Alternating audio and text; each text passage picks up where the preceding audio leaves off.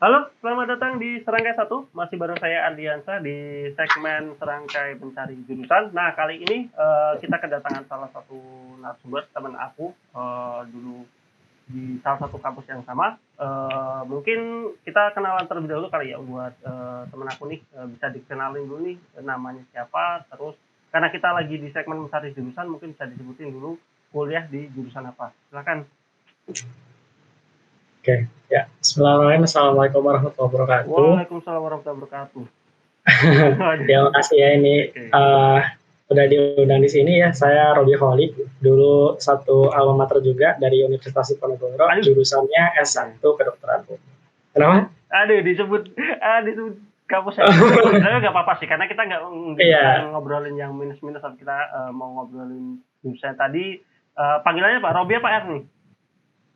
Dulu dipanggilnya R sebenarnya ya. Kalau formalnya sih dipanggilnya Robi lah ya. Oke, berarti sekarang udah dipanggilnya Robi ya? Sekarang seringnya dipanggil Robi. Oke. Aku coba ini ya, pakai panggilan Robi ya. Nggak usah sih, biasa aja. Ya, biasa aja. Oke, R ini tadi dari jurusan S1 kedokteran umum ya? Iya. Oke. Dulu basicnya apa? SMA atau SMKR? SMA. SMA. Tapi kalau SMA-nya IPA dong? Nggak mungkin IPS dong? IPA. Ya, alhamdulillah IPA sih kemarin. Iya. Tapi memungkinkan nggak sih kan kalau IPS masuk ke kedokteran?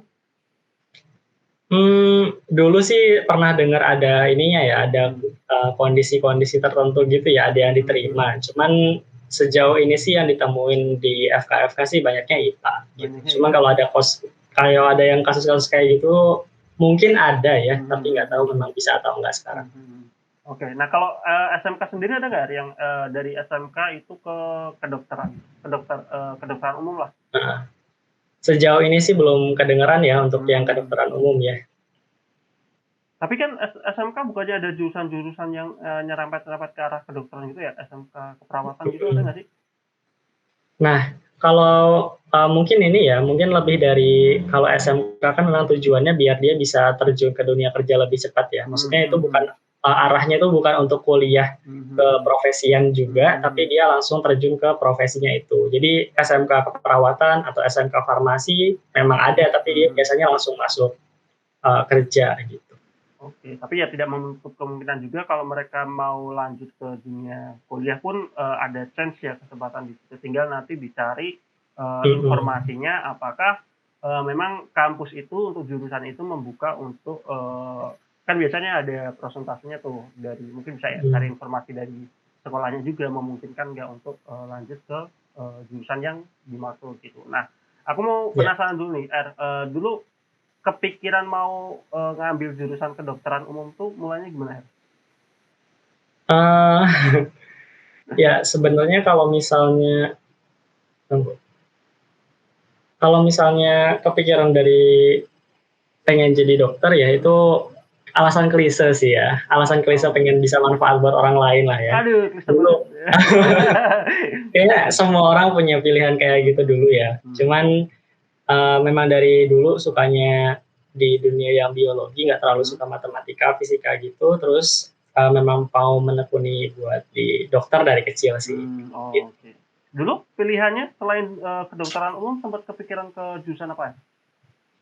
Ya, sebenarnya dulu pernah di kedokteran gigi juga ya. Jadi pilihan pertama kedokteran umum, pilihan kedua kedokteran gigi, sempat di dokter gigi juga terus keluar jadi dokter umum. Oh, jadi sebelumnya sempat di kedokteran di kedokteran gigi, terus berapa semester keluar? 2 semester, nggak ada cuti gitu sih, langsung kuliah selagi persiapan buat SBMPTN, terus lanjut ke FK. Oh gitu, boleh tahu nggak pertimbangan dulu kenapa keluar dari kedokteran gigi? Emang nggak cocok sama minatnya? Jadi sebenarnya ini sih, ini aku nggak usaha untuk meninggikan FK atau kedokteran umum dan merendahkan si FKG ya.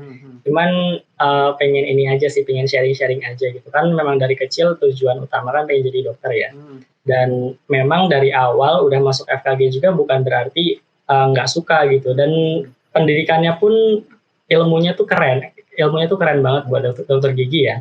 Jadi untuk orang-orang yang cita-cita buat dokter gigi sih salut gitu ya, untuk perjuangannya itu luar biasa banget gitu. Nah, cuman kalau pas itu sih pertimbangannya ya, selagi memang ada kesempatan ya, itu kan masih ada kesempatan buat ngambil lagi retaker buat SBMPTN gitu sama ujian mandiri ya, gitu. Karena dari awal udah pengen banget, tujuannya udah bulat, pengen lanjut ke jenjang selanjutnya, pengen jadi dokter, pengen jadi apa-apa itu udah jelas gitu ya, maksudnya udah punya tujuan yang jelas gitu. Sayang kalau nggak diusahain maksimal gitu. Jadi walaupun udah masuk juga tetap usaha lah ya gitu. Jadi walaupun nanti ternyata nggak masuk FK ya, emang takdirnya di FKG tetap bakal dilanjutin sih jadi dokter gigi gitu, nggak masalah. Oke. Kan tadi kita udah nyebut kamu dari Universitas Diponegoro lah ya. Kalau di FK Undip itu ada dari fakultas kedokterannya ada apa aja? Oke, kalau di FK Undip sekarang itu ada 5 jurusan ya, ada kedokteran umum, terus kedokteran gigi, farmasi, gizi, sama keperawatan gitu. Nah itu jadi itu masih tergabung salah satu FK ya. Bedanya apa masing-masing itu? Mungkin bisa ini kali gambaran umumnya aja.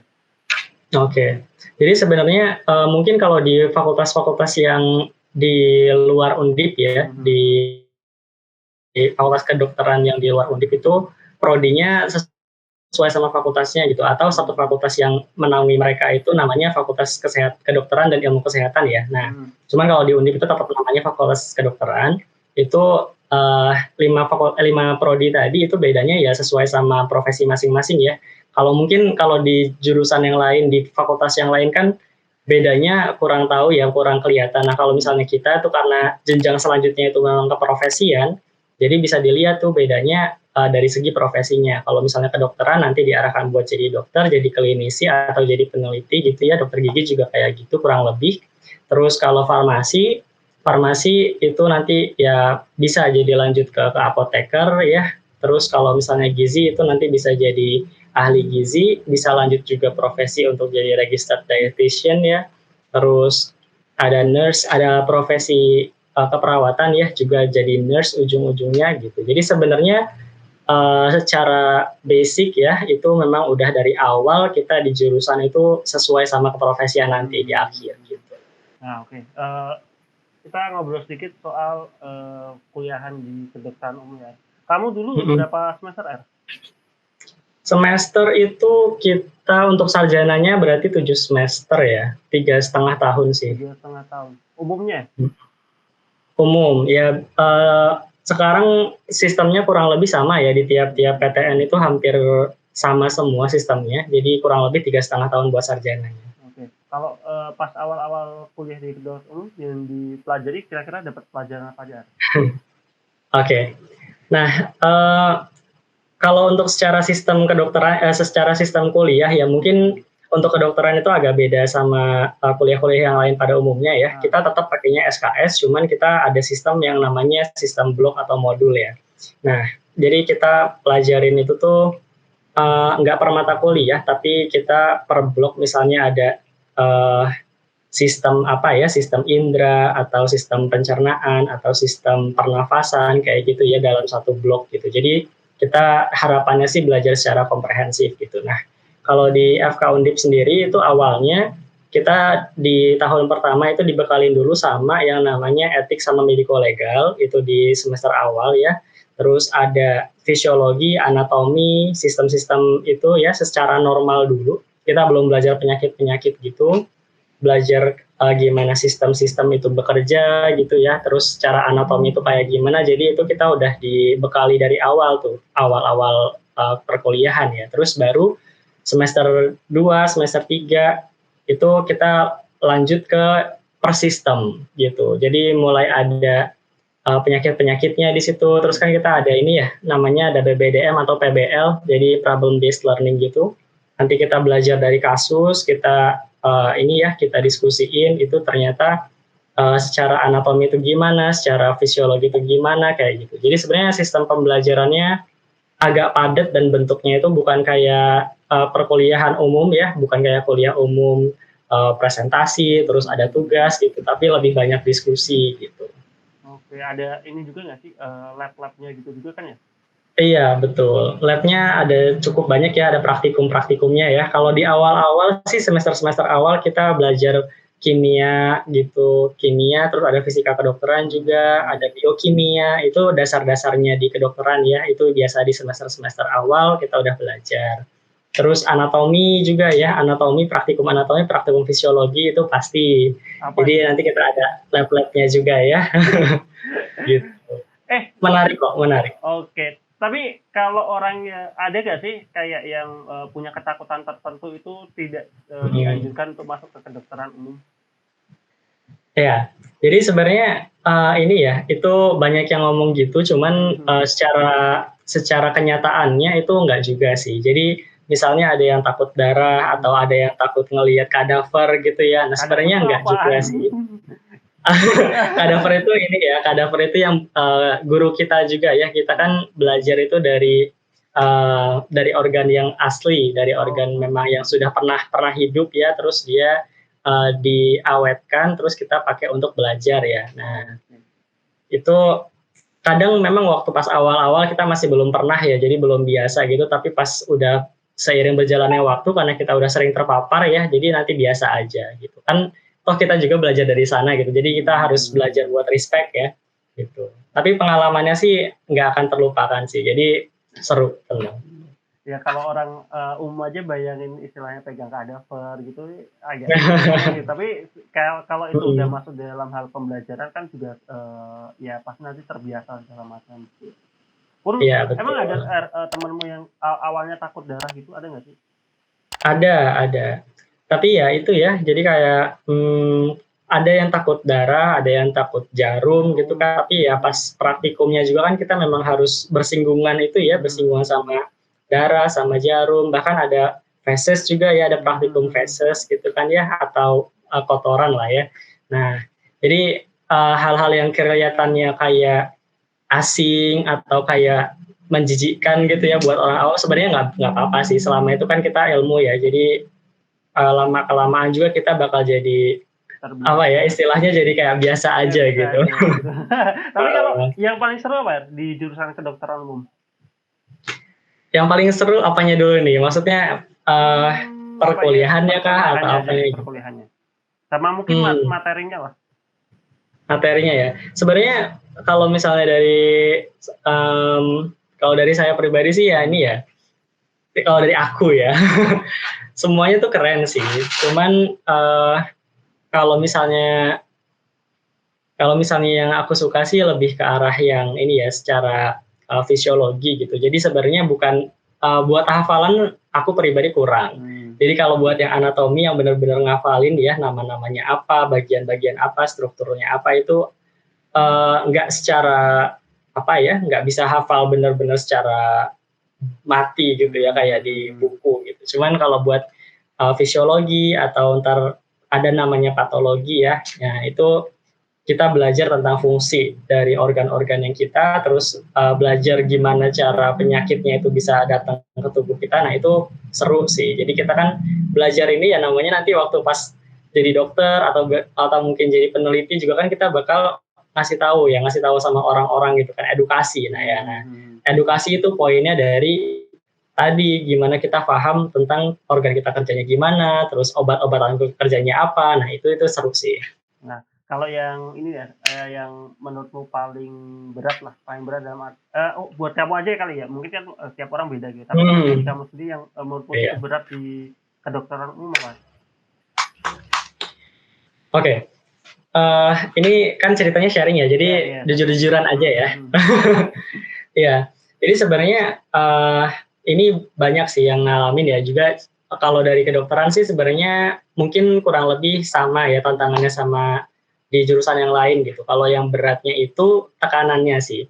Jadi kita kan belajarnya memang padat ya, belajarnya itu padat, terus liburnya juga nggak banyak ya, tugas-tugasnya juga banyak. Dan kalau dilihat jadwalnya kan nggak ini ya, mungkin kalau orang yang dulunya waktu SMA itu ngerasanya kuliah itu bisa lebih luang ya jadwalnya dan bisa sesuai sama jadwal yang bolong-bolong gitu ya. Kalau kedokteran itu enggak. Jadi kita udah kayak jadwal SMA lagi gitu, masuk pagi, pulangnya sore, atau ada jadwal tambahan, atau ada praktikum. Nah, itu benar-benar kita jalanin sampai lulus sarjana gitu. Habis lulus sarjana ada apa? Ada perkuliahan lanjutnya, ada koas juga kan.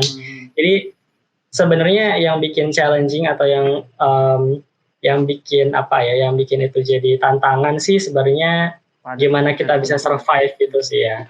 Jadwalnya padat, tekanannya banyak, tugasnya banyak, dan harus dituntut banyak lah ya dari kalau dari keluarga itu nggak apa-apa, ngedukung, mungkin tuntutannya lebih dari lingkungan juga sih. Ya itu sebanding lah ya sama resiko pekerjaannya sebagai dokter kan juga ya tanggung jawabnya besar gitu untuk pasien. Iya betul. Memang kita itu sebenarnya dilatih biar udah tahu cara tanggung jawab tinggi gitu sama diri sendiri sama orang lain gitu sih sebenarnya. Nah tadi kalau sistem perkuliahannya sendiri kan tadi ada ya istilahnya mungkin kayak teori atau diskusi, kemudian ada praktikum juga di laboratorium. Selain itu kalau di jenjang perkuliahannya sendiri ada apa lagi ya? Ada magang apa yang lainnya gitu? Sebutannya apa sih? Oke. Ya, ini pertanyaannya yang sering banget ditanyain sebenarnya ya. Nah, salah satu challenge-nya juga kalau kuliah kedokteran itu kita perkuliahannya panjang. Jadi dimulai dari tadi awal kita masuk ya, jadi maba kan senang-senang gitu ya, alhamdulillah dapat FK gitu. Nah, kita jalanin tuh sarjana itu sekitaran 3,5 tahun gitu, 3,5 tahun jalan. Kalau lancar ya dan insya Allah lancar, itu wisuda dulu nih, wisuda yang pertama. Nah, abis itu kita lanjut ke profesi. Profesinya itu kita biasa bilangnya koas ya. Nah, itu kita jadi mahasiswa, jadi dokter umum, ini dokter muda ya istilahnya, itu kurang lebih 2 tahun. Nah, 2 tahun juga lumayan ya, 2 tahun itu kita udah ngedalamin di macam-macam di beberapa bidang di kedokteran ya, jadi mulai kebayang tuh kira-kira nanti lulus mau lanjut apa gitu ya, untuk yang mau jadi klinisi. Nah, di situ udah 2 tahun, habis itu kita ada persiapan untuk ujian. Nah, ujiannya itu ujian kayak ujian nasional gitu ya, namanya UKMPPD gitu. Itu ujian UKMPPD itu semacam ada ujian CBT-nya atau tes teorinya, terus ada ujian OSCE-nya nasional, itu kayak ujian prakteknya gitu. Nah, kalau udah itu lulus ya, nah alhamdulillah udah lulus nih, terus ada sumpah dokter juga, ada sumpah dokter dan wisuda profesi ya. Nah, habis itu udah kelar belum? Masih ada internship. Nah, internship ini sebenarnya memang ini ya ditujukan buat yang mau jadi klinisi sih memang ya. Jadi internship itu dipakainya buat apa ya? Biar kitanya lebih terbiasa sama dunia klinik, dunia klinisi maksudnya ya sebelum terjun praktek gitu. Nah itu 1 tahun ya. Kalau kemarin pas pandemi memang ada yang beberapa program itu 9 bulan, cuman umumnya sih 12 bulan ya 1 tahun. Nah, baru setelah selesai e-ship, itu nanti ada surat tanda selesai internship, terus kita baru ngurus STR nih, ngurus STR itu surat tanda registrasi dokter ya. Nah, itu kita bisa pakai untuk daftar kerja tuh, untuk lanjut bisa jadi klinisi, bisa kerja praktek mandiri, klinik, atau rumah sakit gitu. Oke. Tadi kan pertama berarti kan 3,5 sampai 4 tahun itu kuliah S1-nya. Nanti setelah itu koas 2 tahun. 2 tahun. Kalau koas ini tuh pendaftarannya dibantu dari kampus kah atau daftar sendiri atau gimana sih? Oke, jadi nanti memang ini ya, biasanya sih ada pengurusan dulu ya, jadi abis wisuda, terus kita udah persiapan dulu, ada persiapan-persiapan, terus ada istilahnya itu namanya, itu di modul terakhir ya kalau di FK Undip ya, itu modul Komuda namanya Koas Muda, itu persiapan untuk masuk ke jenjang Koas. Gitu. Jadi sebenarnya untuk pada umumnya ya, jadi kalau misalnya udah lulus itu nanti bakal lanjut untuk jenjang profesi gitu. Jadi lanjut langsung diurusin secara administrasi itu dibantu sama ini ya. Cuman tetap ya secara administratif kita kayak maba lagi karena jadinya profesinya baru jadi profesi dokter gitu. Oke. Di profesi dokter. Oke. kalau, kayak jurusan aku nih kan aku arsitek ya, arsitek kan juga kadang setelah Hmm, lulus S1 pun nggak, mesti masuk arsitek, bisa ke bagian mana aja gitu secara profesi. hmm. Kalau dari kedokteran umum sendiri nih, kalau lulus S1 memungkinkan nggak kalau dia nggak ikut koas, terus, dia beralih ke profesi lain dengan, titel sarjana dari kedokteran umum itu? Ya, betul. Nah, jadi memang ini ya, buat dunia kedokteran ya, ini buat, mungkin teman-teman yang belum tahu juga ya, jadi kedokteran tuh nggak melulu jadi klinisi, Mhm. gitu. Jadi mungkin ada orang yang lebih sukanya jadi researcher gitu ya, pengennya peneliti atau pengennya pengusaha gitu, tetap bisa gitu. Jadi kalau misalnya lulusan dari sarjana itu nggak lanjut profesi itu bisa. Oke. Nah, terus, kalau misalnya udah S1 terus mau lanjutnya S2 juga bisa. Jadi tanpa ngelewatin program profesinya Mhm ya, mhm mhm. gitu. Cuman kalau misalnya, eee, udah profesi, udah ngambil koas, terus udah jadi dokter, mau S2 juga tetap bisa. Jadi sebenarnya untuk prospek ke depan sih masih luas Mhm ya. mhm mhm. Kira-kira dia memang, targetnya, target ke depan jangka panjang itu tuh dia pengennya jadi apa itu sebenarnya masih terbuka luas gitu. Nggak harus selamanya jadi klinisi-klinisi terus gitu ya. Oh gitu, oke. Berarti Masnya, Mhm, ya mungkin kan, eee, kan juga nah ini kita bicara, sedikit buka-bukaan aja terkait masalah, biaya kan kita udah pasti kepikiran lah kalau namanya di fakultas kedokteran itu cukup mahal gitu. Nah kalau, secara garis besar sendiri, kalau, jadi kedokter umum tuh memang semahal itukah untuk, ngambil jurusan itu dan, gimana cara ngatasinnya mungkin kalau misalkan dari adik-adik kita yang pengen ke dokter umum, cuman memang secara biaya ada keterbatasan? oke. Ya, kalau untuk biaya memang itu udah, bukan ini ya, nggak bisa dipungkiri gitu ya. Memang emang nggak perlu ditutup-tutupi gitu ya. Memang, secara umum dilihat dari gambaran besar aja memang kedokteran itu UKT-nya agak tinggi. Mhm mhm. UKT dan kalau misalnya ada uang pangkal juga biasanya memang agak tinggi ya. Iya. Nah, eee, kalau misalnya yang pas-pasan atau gimana ya, itu gimana caranya ya, kayak saya juga sih sebenarnya, saya juga bukan orang yang berada ya. Nah, mungkin ini sih kalau misalnya, di beberapa universitas itu kan ada kebijakan-kebijakan ya, dicari-cari Mhm. tahu info yang eee, lebih lengkap dulu aja sebelum coba daftar ya. Jadi kan di sana memang ada beberapa jalur masuk yang mungkin nggak ada uang pangkalnya atau memang dia,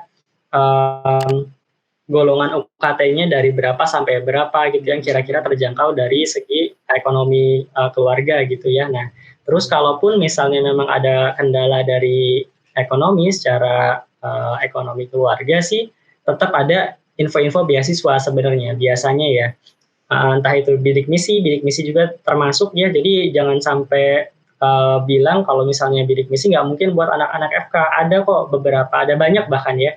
Itu Jadi nge-cover sebenarnya semua bidik misi di FK itu? iya, jadi UKT benar-benar nol tuh ada. Jadi tetap bisa untuk jadi Mmm. dokter ya, jadi nggak harus yang memang punya dari orang yang berada aja gitu ya, yang bisa jadi dokter. Jadi nggak usah, putus harapan dulu gitu. Atau kalaupun nggak bidik misi, ada beasiswa-beasiswa lain yang menyediakan juga gitu. Jadi info-infonya bisa ditanya-tanya ke senior atau ke Himpunan gitu? biasanya ada bagian ada Mhm. himpunan yang sedia gitu ya untuk, masalah-masalah keuangan kayak gitu.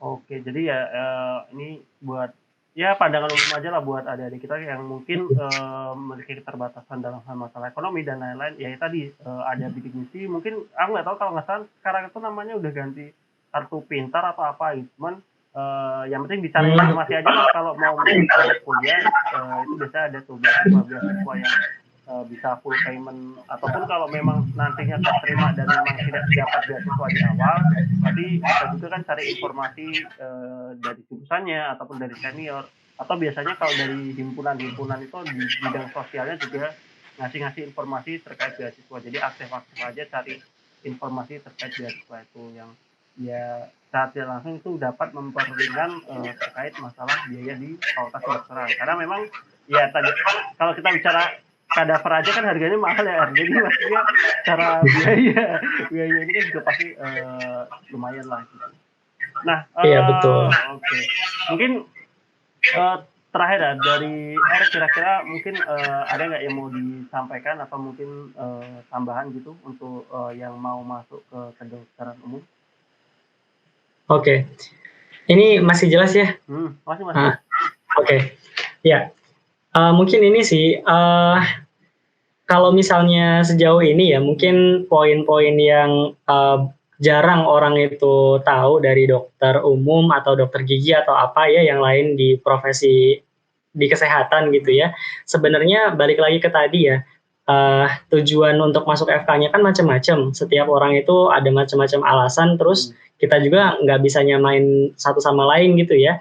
Nah, terus jadinya kalau pesan saya sih ini, kalau misalnya memang udah ada tujuan yang jelas gitu untuk masuk ke fakultas kesehatan atau nggak cuma kedokteran ya, itu dikejar aja, dan kalau misalnya selagi ada kesempatan itu dikejar aja gitu. Pun kalau ke depannya prospeknya itu sebenarnya luas sekali gitu teman-teman ya. Jadi nggak cuman untuk jadi klinisi aja. Kalau misalnya nanti pengen jadi profesor, untuk jadi peneliti, untuk jadi ahli genetika, itu masih terbuka lebar gitu ya. Untuk jadi spesialis, mau jadi klinisi, mau subspesialis, praktek di mana-mana, itu juga bisa kan. Terus kalau misalnya pun mau jadi ini ya, mau jadi tenaga kesehatan tapi tetap di bagian militer, kepolisian juga terbuka gitu. Jadi sebenarnya ada banyak banget yang mungkin orang-orang belum kelihatan ya, belum tahu prospek dari kedokteran atau dunia kesehatan itu kemana.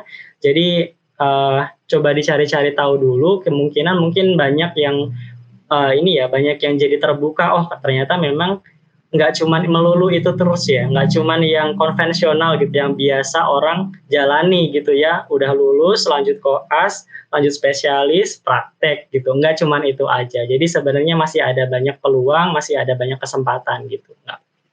Oke, terima kasih R. Sekarang lagi di tahap apa nih berarti? Internship?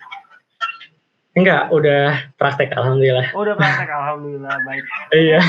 Semoga sukses R, semoga bisa banyak membantu masyarakat Indonesia secara umum sesuai dengan tujuan. Amin, insyaallah. Kedokteran gitu.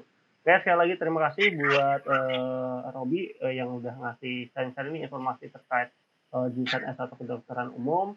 Mohon maaf kalau misalkan ada mis berkaitan dengan apa yang kita sampaikan, informasi yang kita berikan, silakan diambil sisi positifnya, yang mungkin yang kurang-kurangnya bisa ya diskusikan sedikit lah terkait hal itu. Oke, itu aja buat teman-teman yang mungkin ingin tahu jurusan yang lain bisa tulis di kolom komentar dan nanti kita coba cari sumber yang bisa kita ajak cari. Oke, itu aja. Tetap di Serangkai Sales Channel. Sekali lagi terima kasih buat R atas waktunya. Saya Ardiansa, saya undur diri. Tetap tonton Serangkai Sales Channel. Dadah. Ya. Assalamualaikum warahmatullahi wabarakatuh. Waalaikumsalam warahmatullahi wabarakatuh.